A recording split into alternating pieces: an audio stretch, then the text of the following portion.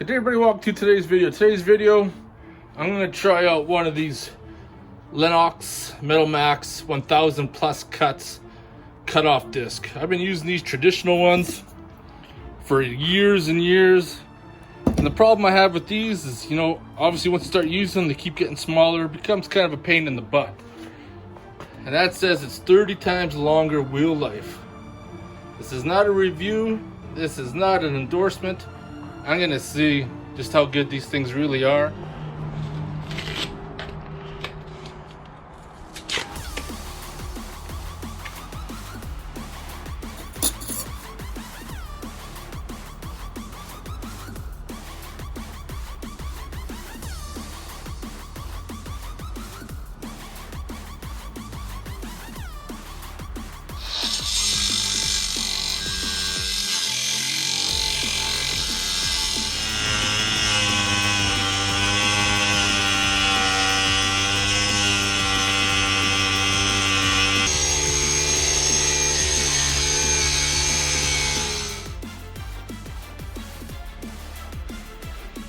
Well, I'm gonna say I tried it, and I'm gonna honestly say I won't be buying another one. Even though the idea was cool, that it would last longer, it just couldn't be cut out for what I wanted to do.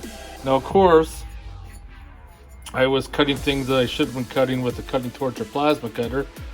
But when your plasma cutter can't cut that thick and you don't have a torch, well, you got to use what you got to use. And I think that, in my opinion, probably shortened the life quite a bit.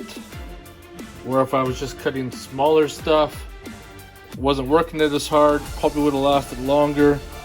You can see there's still some teeth on there, but can't really try to focus here. But on the cutting edge itself, it's all just kind of smooth now. There's not much teeth left. So I'm gonna go back to the old-fashioned cut-off wheels, even though they're kind of a pain in the butt as soon as they start getting smaller.